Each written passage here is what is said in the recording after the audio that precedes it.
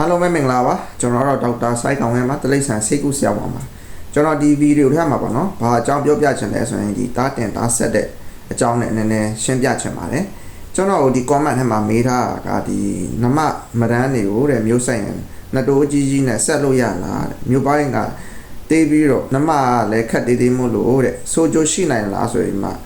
မေးထားရှိပါတယ်အလားတူမေးခွန်းမျိုးလိုပဲဒီ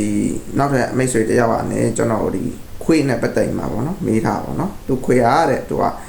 ဟိလာနေတယ်ဒါပေမဲ့လည်းသူတားမဆက်ချင်ဘူးကြော်ရလို့ရလားတားမဆက်ပဲထားလိုက်ရင်ရောဘာဖြစ်နိုင်လဲဆိုတဲ့ဟာနဲ့ပတ်သက်မှာလည်းမေးထားရှိပါတယ်ပေါ့နော်အဲကြောင့်မလို့ဒီမေးခွန်းမှာပေါ့နော်ကျွန်တော်ပဲတလိပ်ဆန်မှာပဲဖြစ်ဖြစ်နွားမှာမဟုတ်ဘူးခွေးမှာမဟုတ်ဘူးတားတင်တားဆက်တဲ့ချိန်မှာဆောင်ရမယ်အချက်လေးပေါ့နော်နည်းငယ်ပြောပြသွားမှာဖြစ်ပါတယ်ဒီကြောင့်ကျွန်တော်မပြောခင်မှာကျွန်တော်ဒီ3လပိုင်းအကုန်မှာပေါ့နော်ဝက်မွေးမြူတင်တန်းဒုတိယတက်ကိုပြန်ဖွင့်ပေးပါမယ်ဒီမွေးမြူတင်တန်းကိုတက်ရောက်ဖို့အတွက်ပေါ့နော်ကျွန်တော် Telegram မှာဖွဲ့စည်းထားတယ်မွေးမြူရေးအဖွဲ့သားများဝက်မွေးမြူရေးအဖွဲ့သားများတင်းကိုတင်းဝင်ကြီးပေးသွင်းမှာပေါ့နော်ကျွန်တော်ဒီတင်တန်းကိုတက်ရောက်နားထောင်နိုင်မှာဖြစ်ပါတယ်ဒီမွေးမြူရေးအဖွဲ့ထဲမှာကျွန်တော်တင်သွားတဲ့တင်ခန်းစာတွေကိုလည်းဒီ Telegram အဖွဲ့ထဲမှာပို့ပေးသွားမှာဖြစ်ပါတယ်ဒီဖွဲ့ကိုဖွဲ့ထားတဲ့ရည်ရွယ်ချက်ကကျွန်တော်ရဲ့တင်နန်းသားဟောင်းတွေကိုကျွန်တော်ပဲဖြစ်ပေါ့နော်တင်နန်းသားချင်းချင်းပဲဖြစ်ဒီပြန်လည်မေးမြန်းဆက်တွဲဆွေးနွေးလို့ရအောင်ဖွဲ့စည်းထားဖြစ်ပါတယ်ပြီးရင်ကျွန်တော်တင်နန်းကိုတစ်ခါတက်ပြီးရတယ်ဒီဝက်မွေးမြည်ဆိုရင်လည်းနောင်လာမဲ့ဝက်မွေးမြည်ဖွဲ့မဲ့တင်နန်းတွေကိုလည်း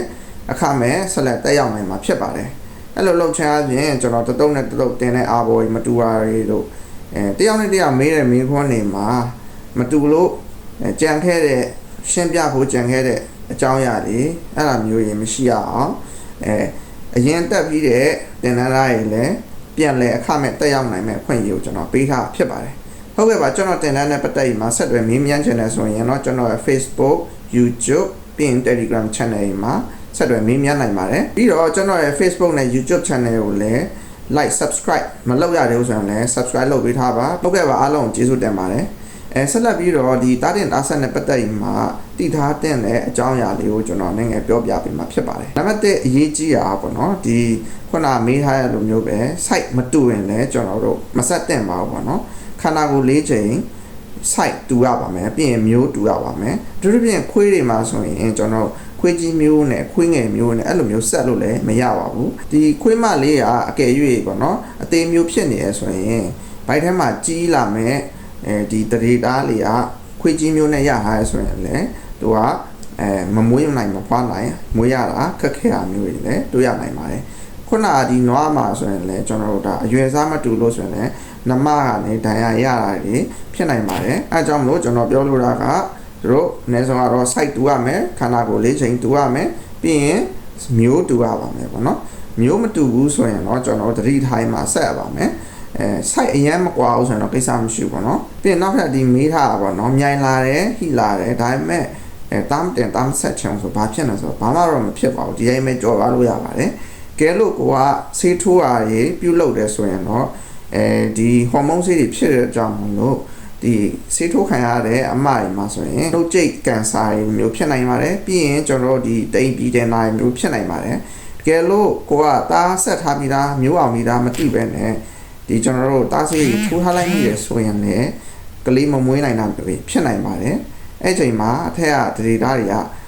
ကတေးမှပေါ့နော်ကလေးမမွေးနိုင်ဘူးသူဆိုဘဝအချိန်နေရောက်သွားရဆိုရင်တော့ကျွန်တော်ဒါမိခင်တွေမှာအသက်ဆုံးရှုံးနိုင်တဲ့အနေအထားထိဖြစ်နိုင်ပါတယ်အဲကြောင့်မလို့ကျွန်တော်တို့ဒီတားဆေးတွေဆိုရင်တော့တို့ကြံမပေးပါဘူးတစ်သက်လုံးသူကတမ်းတင်တော့ဘူးတမ်းဆက်တော့ဘူးဆိုရင်တော့တာကြောဖြတ်ပေးရတော့အကောင်းဆုံးဖြစ်ပါရဲ့ပေါ့နော်နောက်ထပ်ကျွန်တော်တို့ဒီကလေးမွေးလာတဲ့ချိန်မှာခက်ခဲမရှိအောင်ဆိုရင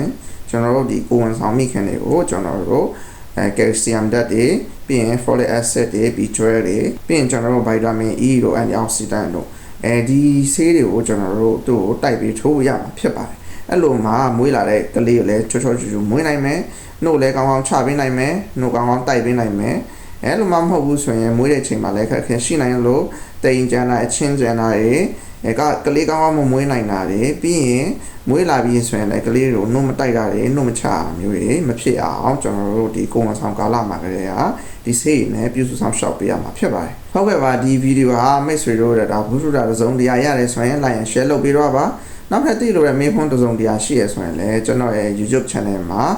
တင်ထားတဲ့ဗီဒီယိုတစ်ခုရဲ့အောက်မှာ comment ရေးတိုင်းမှာမေးမြန်းထားလို့ရပါတယ်ကျွန်တော်အချိန်ရလို့ link တင်လို့ပြန်ဖြည့်ချပေးတော့မှာဖြစ်ပါတယ်ဟုတ်ကဲ့ပါအားလုံးကိုကျေးဇူးတင်ပါတယ်